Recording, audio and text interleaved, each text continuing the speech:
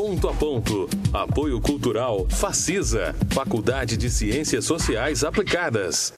Uma boa tarde para você. Se nós observarmos direitinho, veremos que aqui e ali ainda está estourando o movimento grevista no serviço público, mas sem muito gás, sem muita, digamos, repercussão junto à população. Tudo parece ser uma questão apenas de bom senso no momento de dificuldades econômicas, com a queda das receitas, o que deixa realmente os gestores sem qualquer folga para pensar, por exemplo, num reajuste nesse instante. Fazer greve numa época dessas, pensando em aumento de salário, é, segundo alguns sindicalistas, pura incoerência. Eu sou Paulo Roberto, estou na Itararé e o Ponto a Ponto está começando.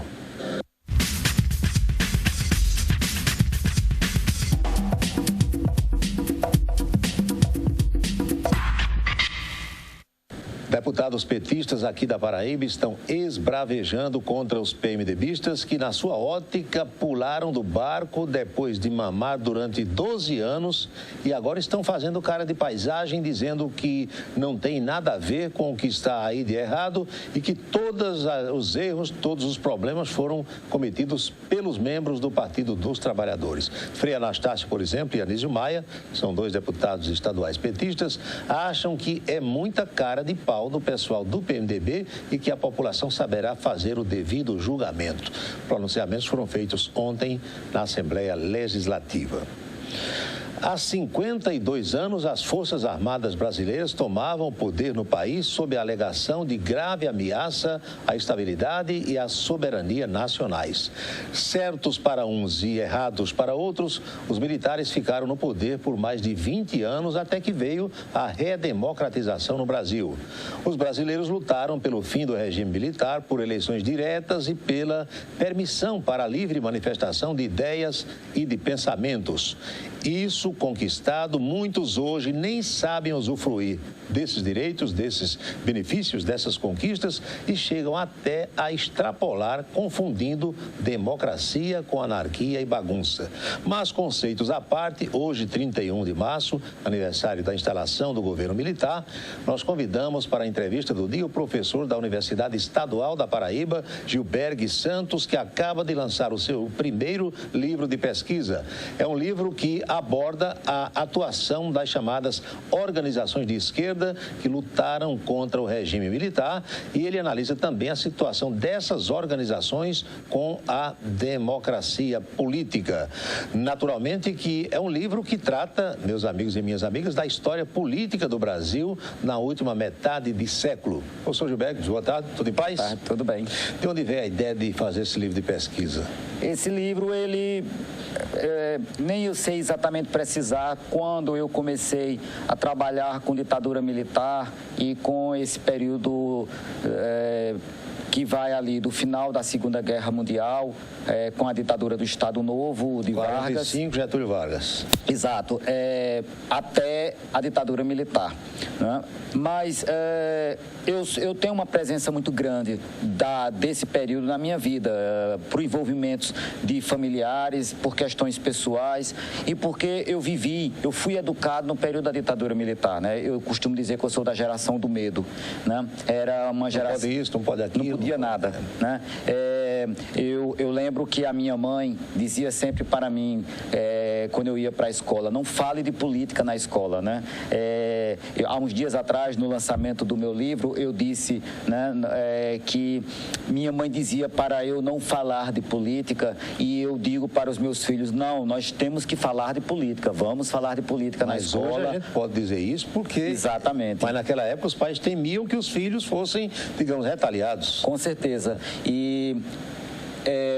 o que é mais interessante notar é que hoje, né, passados tanto tempo, né, nós estamos completando 31 anos do fim da ditadura militar, se a gente considerar 1985, né, como o parâmetro, nós ainda estamos nos incomodando, tratando ainda de coisas que não deveríamos, né? A gente continua com medo. E por que é que tem gente que ainda hoje quer a ditadura de volta, quer o regime militar de volta? Essa é a grande, é o que eu chamo da mãe de todas as contradições. Ou essa gente que pede, não conheceu, não viveu e vai pela cabeça dos outros, não seria isso também, não? Tem isso, né? O técnico da seleção brasileira, Dunga, disse certa vez que ele não tem obrigação de saber se o regime militar foi bom ou ruim, porque ele não viveu a época, né? Enfim. Não justifica. Não justifica e não perdoa-se, né?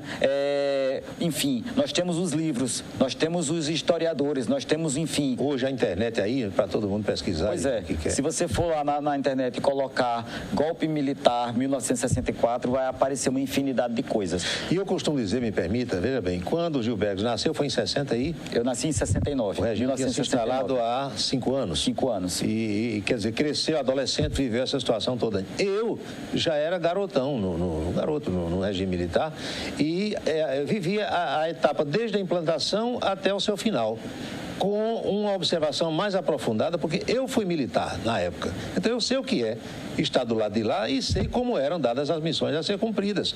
E muitas vezes eu vejo um jovem, 18, 17 anos aí, na escola, no ensino médio e tal, diz, a gente quer de volta o regime militar, não sabe o que é, porque se tivesse vivido de um lado ou do outro, que não era bom nem para os militares, nem bom para a sociedade, né?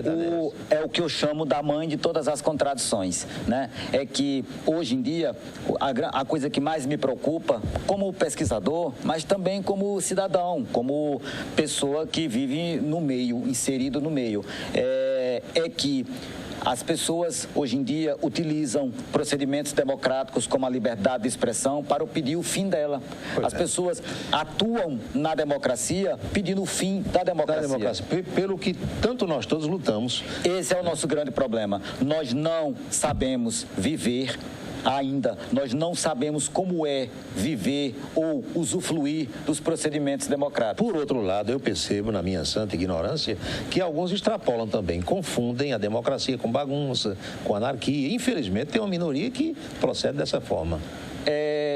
Eu digo que se embriagam com a liberdade. Pois é. Agora, nós temos na minha opinião, o nosso principal problema é que nós não fizemos um processo de transição. A gente saiu da ditadura militar em 1985, com a eleição de Tancredo Neves e todo aquele processo, foi que nós fizemos. Nós tínhamos um presidente general, João Figueiredo, ele saiu, um civil assumiu. Nós não fizemos uma transformação. Houve uma preparação. Nós não fizemos uma reforma. Nós não fizemos um processo de transição política, não. O que nós fizemos foi um processo de liberalização lento, que começou em 1974, com Ernesto Geisel, exato, né?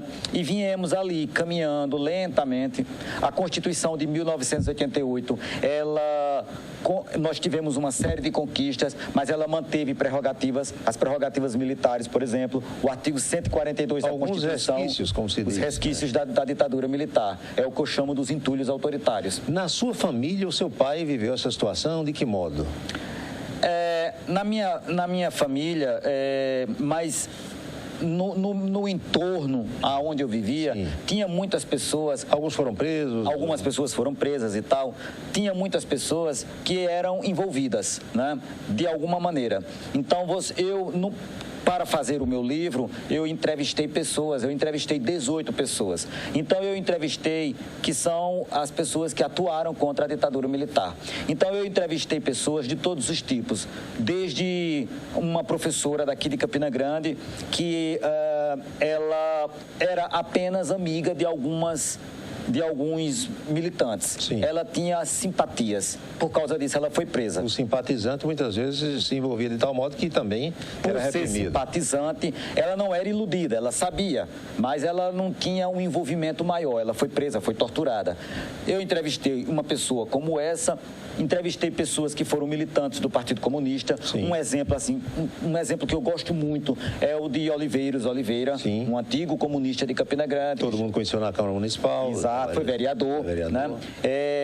Foi uma entrevista muito interessante, porque ele revelou coisas muito interessantes. Ele era do Partido Comunista Brasileiro, né?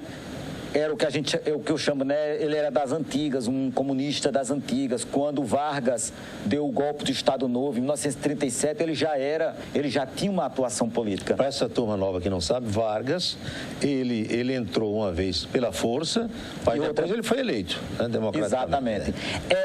Eu acho que foi muito bom você tocar nisso, porque, para mim, esse é o melhor exemplo, né, da confusão que nós fazemos entre democracia e ditadura. Nós tivemos a mesma pessoa exercendo os dois papéis, ditador, totalitário, né?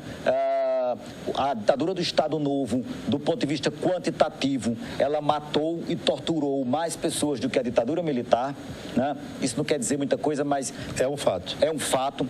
E depois Vargas foi eleito, né? Bom, e eu entrevistei pessoas, eu entrevistei um ex-guerrilheiro chamado Carlos Eugênio Paes. Sim. Ele foi militante da ALN, que era a organização de Carlos Marighella. Aliança Libertadora Nacional. Isso. Ele foi a pessoa que substituiu Marighella no comando da ALN. Sim. Eu tive a oportunidade de entrevistá-lo. Então, esse ex-guerrilheiro, ele praticou assaltos, ele se envolveu em enfrentamentos armados contra pessoas militares. Ele, enfim, tem casos de justiçamento e tudo mais. Então, o que é muito interessante é que eu tive a oportunidade de ouvir essas pessoas, os relatos delas, né? E essas pessoas, meu livro, esse é um dos objetivos do meu livro, que essas pessoas falem, né? Para que os novos tomem conhecimento. Exatamente. Eu vou em breve, ainda este ano, eu vou lançar eu digo que é uma espécie de segunda edição ou de segundo volume do meu livro, que eu vou lançar a coletânea das entrevistas. Eu vou lhe pedir licença para fazer uma pausazinha, depois eu vou mostrar inclusive a capa do livro do professor Gil Bergues. O professor Gil Bergues Santos, claro que boa parte da comunidade campinense conhece, mas para quem não conhece, ele é irmão de Zé Santos, Zé Raimundo dos Santos Filho, sobrinho de Zé Santos, sobrinho do Super Zé, e veio aqui bater esse papo conosco. Ele é professor da UEPB, muito conhecido, cientista político, já nos visitou algumas vezes aqui no Ponto a Ponto. Então, não sai daí, a gente volta já para falar mais sobre o livro, essa história de que fulano é da esquerda, fulano é da direita, se aqui no Brasil ainda existe mesmo essa diferenciação, mostrar a capa do livro para você e depois dizer onde é que as pessoas interessadas podem adquirir. Não sai daí. Voltamos com o Ponto a Ponto. As palhaçadas continuam a acontecer no Conselho de Ética da Câmara dos Deputados lá em Brasília, com o deputado Eduardo Cunha deitando e rolando, usando do poder que ainda tem para manipular ao seu bel prazer o processo instalado contra ele próprio. O que ocorre ali, meus amigos, é uma vergonha nacional, sem que as autoridades competentes ou incompetentes façam qualquer coisa, pelo menos até agora, para apagar essa chaga, essa chama do mal que só denigre a imagem do Brasil lá fora. Convenhamos que um processo de impedimento de um presidente ou de uma presidente da República, comandado por uma pessoa do nível do doutor Eduardo Cunha, é algo surreal. Só no nosso Brasil. Só no nosso Brasil. Falava ontem aqui, vou só dar um toque agora, eu vi essa semana uma entrevista com um correspondente internacional, um cidadão alemão que trabalha aqui no Brasil, é correspondente da Deutsche Welle, a rede de TV da Alemanha, e ele explicava a dificuldade que tem para explicar aos alemães e aos europeus o que ocorre no Brasil. Não há no mundo quem entenda o que acontece aqui no Brasil, só aqui. Fogo, né, doutor Gilberto? O Brasil não é para principiantes, já dizia Tom Jobim, né? Aliás, Fafá de Belém voltou agora de Portugal, onde foi lançar aquele disco brega que ela já havia lançado aqui no Brasil. Ela disse que chegou lá, em toda esquina os portugueses fazem piada dos brasileiros. Aquilo que nós fazíamos antes com eles... Aqui eles fazem com a gente. Hoje é lá, e dando estrondosas gargalhadas. Gilberto, ainda existe direita e esquerda no Brasil ou isso é utopia, é coisa do passado? Existe. No Brasil e no mundo, né? Na época da Guerra Fria, ser de esquerda era ser a favor da igualdade, era ser a favor do comunismo, né? E ser de direita era ser a favor da liberdade, ser a favor dos Estados Unidos. Porque aqui no Brasil, eu me recordo que durante um certo tempo, o conceito de esquerda, alguns pensavam que esquerda era estar fora do poder. Quem estava no poder era a direita, e nem sempre é assim, porque a esquerda chega ao poder também. No Brasil chegou, não é verdade? Os conceitos de esquerda e direita mudaram, claro. Hoje em dia, eu acho acho que a coisa mais importante que nós temos hoje em dia é que igualdade e liberdade, isso é uma das questões que eu abordo no meu livro, liberdade e igualdade não são coisas excludentes, né? Hoje em dia, você tem setores da esquerda que defendem que, e eu me coloco dentro desse patamar disso, esquerda, liberdade e igualdade são os dois lados da mesma moeda. Deixa eu mostrar aqui a capa do seu livro, Heróis de uma Revolução Anunciada ou Aventureiros de um Tempo Perdido. Esse é o título, é da editora da UEPB. Da UEPB. A nossa própria Universidade Estadual está aqui, a do UEPB, que é a editora de lá. Tem quantas páginas? Umas 200 páginas. E muitas está aqui. Interessante. A editora da UEPB, isso é muito interessante, é bom que se diga, a editora da UEPB vem fazendo um trabalho muito interessante. Lançando... O professor Sidoval ainda é quem está no comando Não, lá? Ele esteve no comando durante muito tempo. O professor Sidoval, inclusive, ele tem um papel muito importante nesse livro, para que esse livro saísse, porque foi ele quem, um dia, ele me disse o seguinte, eu quero que você me dê um bom motivo para não ter lançado o livro ainda. Como eu não tinha motivo para dar, ele disse, você vai lançar. Vamos lançar. A editora... Sim, mas o livro prende-se mais à atuação das organizações de esquerda ou não? Esse livro, ele trata do comportamento político da esquerda brasileira. E eu faço durante a ditadura militar, porque meu foco são as organizações que lutaram contra a ditadura militar. E que às vezes também se excediam. Às vezes não. Eles foram para o limite. Criticavam o militar, mas também atuava de forma... Isso se deve ao fato de que, em 1964... como em outras épocas da nossa história, ninguém era a favor da democracia. Em 64, eu começo meu livro dizendo isso. Em 1964, todo mundo era contra a democracia. Uns queriam acabar com a democracia porque diziam que ela ia fazer as reformas de base. Outros queriam acabar com a democracia exatamente para fazer as reformas. Ninguém achava que era possível que, pela democracia, se fizesse ou não as reformas. É o que nós estamos enfrentando hoje.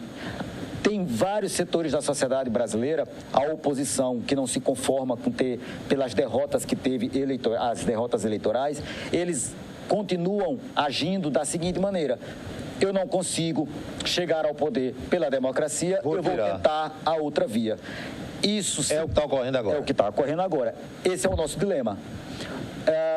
Os países em que a democracia em sistemas democráticos são consolidados, não se aventa a possibilidade de fazer algo fora da democracia. Quando é parlamento, se dissolve, quando tem um problema, ele vai. Quando é presidencialismo, respeita-se o mandato até o final. As crises institucionais que os países enfrentam, e enfrentam muitas, porque a democracia tem crise, né? Elas são resolvidas dentro da crise, dentro do sistema democrático. O nosso grande problema é esse, né? Você vê as pessoas na rua pedindo, implorando pela intervenção militar, como se isso fosse resolver alguma coisa. Hoje de manhã cedo... Eu costumo dizer, me pergunto o seguinte, não chamem não, porque se o pessoal vier, vem para resolver. Mas vem para resolver à sua maneira. Usando a força. À sua maneira. E aí depois vão reclamar. Vão dizer, Santo Antônio me enganou, eu era feliz e não sabia. Numa entrevista hoje de manhã cedo, eu dizia isso. Se ditadura, se a força fosse solução para a corrupção, nós seríamos o povo mais honesto de todo mundo. Do Norte hoje, com aquele maluco que tem lá, seria uma potência mundial. Porque nós passamos o século XX sobre ditaduras. Bom, quase todo o século XX. Então, o objetivo principal, o meu estudo é sobre a esquerda. É sobre o comportamento que a esquerda teve. Em que, em geral, ela se colocava contra a democracia. Esse é um dos grandes motivos uma das grandes questões para a gente entender o que está acontecendo hoje. Só para a gente exemplificar aqui, para alguns que não sabem, a atual presidente Dilma Rousseff foi militante de esquerda, integrou o grupo que agia inclusive com violência, com sequestro do embaixador, com assalto a banco, porque o pessoal dessa forma conseguiu dinheiro para financiar suas ações. Exato. Não é isso? Dilma Rousseff, ela fez parte de algumas organizações, ela foi militante militante da organização que o Carlos Lamarca fazia parte também. Lamarca era um capitão do Exército que virou dissidente, roubou um caminhão de armas e daí para frente. Tem um filme muito bom chamado... Foi morto na Bahia. Isso, tem um filme chamado Lamarca, o capitão da guerrilha, que é muito bom, que mostra isso, para as novas gerações verem. Dilma Rousseff, ela foi militante da Colina. Em 71, ou foi 72, em 1971, se eu não me engano, ela foi presa.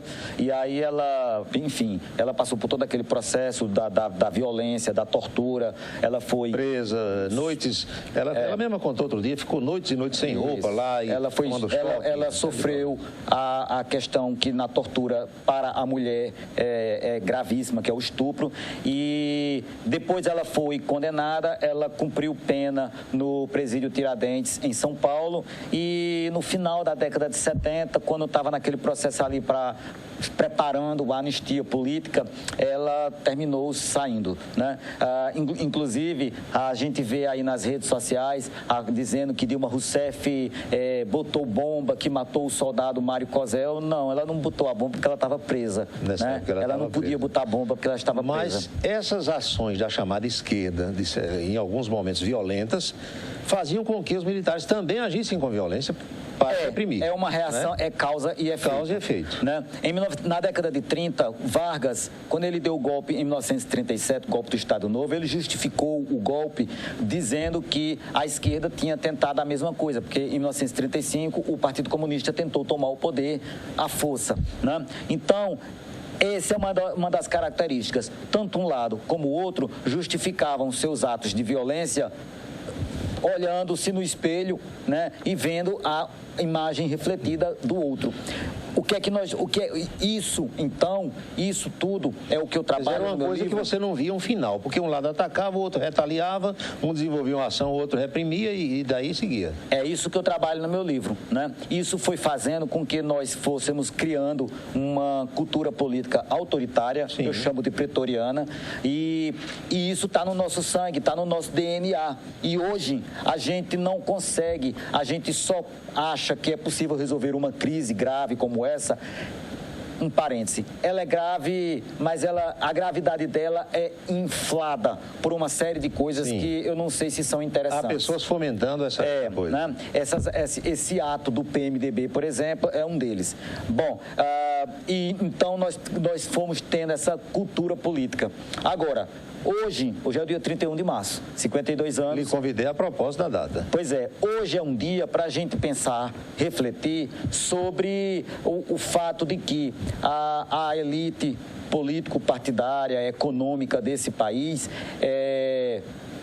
elite esta que surgiu lá na Casa Grande, fruto engenhos, nas coisas por aí. Da nossa estrutura oligárquica, ela sempre utilizou da força, né? 1964 é um golpe basicamente contra a possibilidade de se fazer reformas, né? Eu não acredito que João Goulart fosse fazer uma revolução socialista nesse país. A CIA dizia que Goulart ia virar um Fidel Castro, que Brizola era Fidel Castro. O temor é que o Brasil se transformasse numa Cuba. Na verdade, as reformas que o João Goulart propunha e que muitos movimentos propunham, elas tinham um caráter capitalista. Reforma tributária, reforma na educação, reforma de uma série de coisas, o caráter delas era capitalista.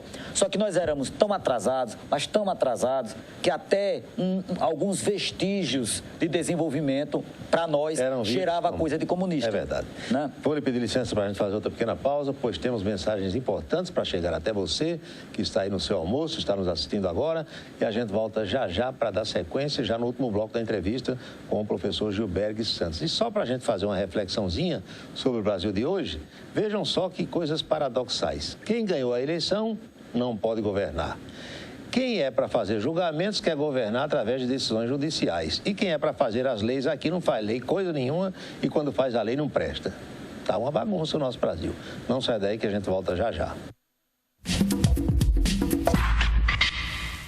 Errados ou certos, honestos ou desonestos, parasitas ou trabalhadores, nenhum daqueles parlamentares que estão lá em Brasília atuando bem ou decepcionando chegou ali sem o respaldo do voto popular. Por pior que seja o deputado ou senador, por mais omisso ou interesseiro que ele possa ser, chegou ali com o voto da população do seu estado. Pense nisso na hora de votar, inclusive esse ano, que é ano de eleição municipal, e será uma boa oportunidade para você lembrar disso que nós estamos pregando aqui todos os dias. Aquele documentozinho verde que você às vezes nem sabe onde guardou e que precisa levá-lo até a sessão eleitoral, no dia da eleição, você não sabe o peso que aquilo tem. Às vezes a pessoa não sabe o peso do seu voto, e eu comparo com um elefante de circo.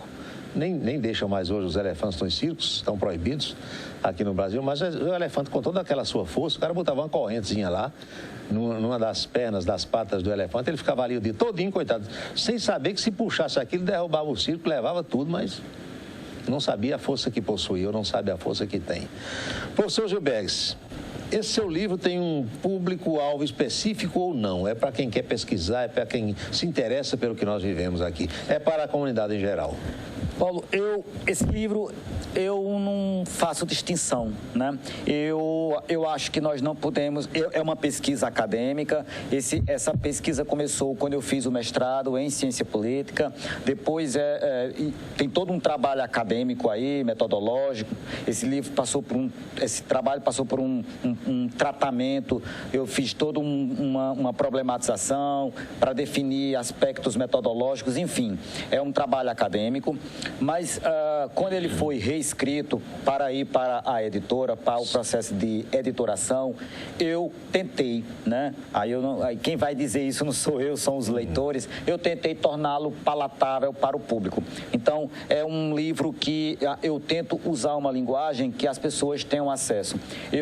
Se tem uma coisa que, se eu pudesse fazer um pedido em relação ao livro, é que ele não fique restrito, que ele não fique preso à academia, né?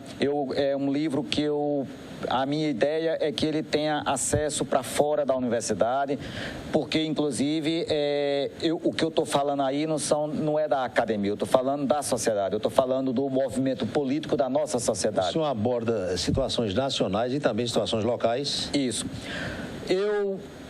Teve um determinado momento que eu me vi com a obrigação, eu sou historiador, né, de falar sobre Campina Grande, sobre a história, contribuir para a história da nossa cidade. E eu sou daqui, nasci e me criei aqui. Então, na minha pesquisa... Só para descontrair um pouquinho, a cor da capa do livro tem a ver com o seu time de coração? Tem. Com certeza tem, né?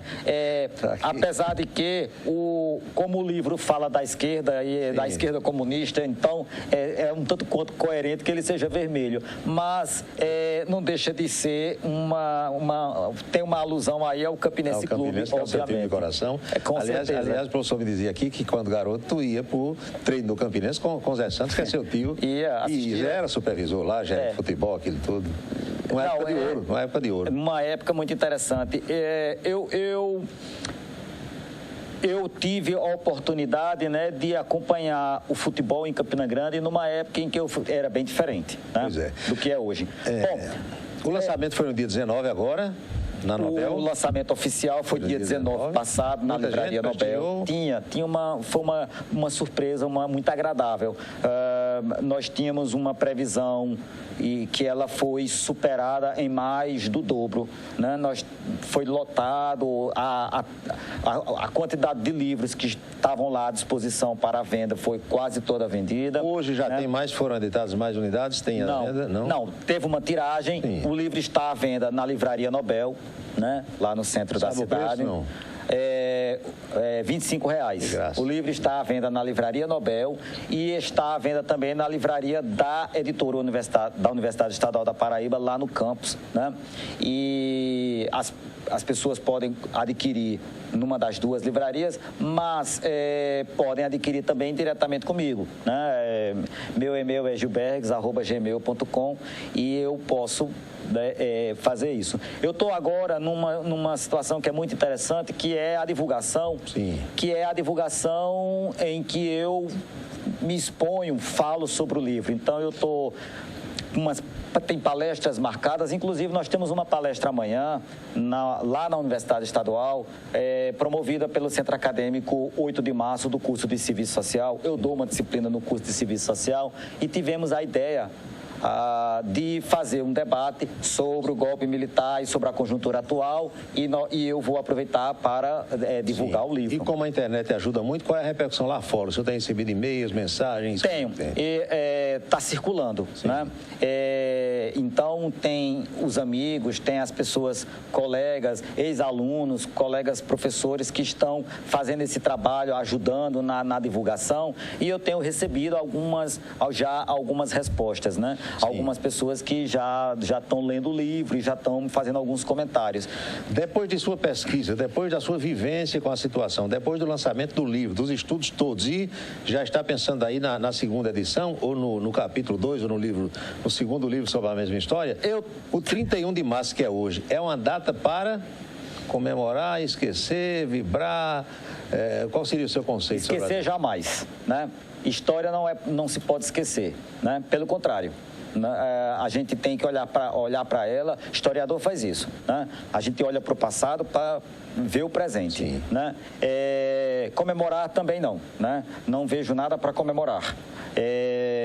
Não dá para comemorar uma coisa que originou um Estado que usava a tortura como política institucional. Agora, alguns comemoram, outros sofrem, enfim. O que é democrático também, verdade? Agora, o mais importante, e eu venho fazendo isso ano após ano, é aproveitar esses dias para as reflexões necessárias. E a principal reflexão é porque 52 anos depois do golpe militar, tem pessoas pedindo que essa coisa que não foi boa volte. Eu aproveitei, inclusive amanhã vai um artigo meu sobre isso no UOL, né?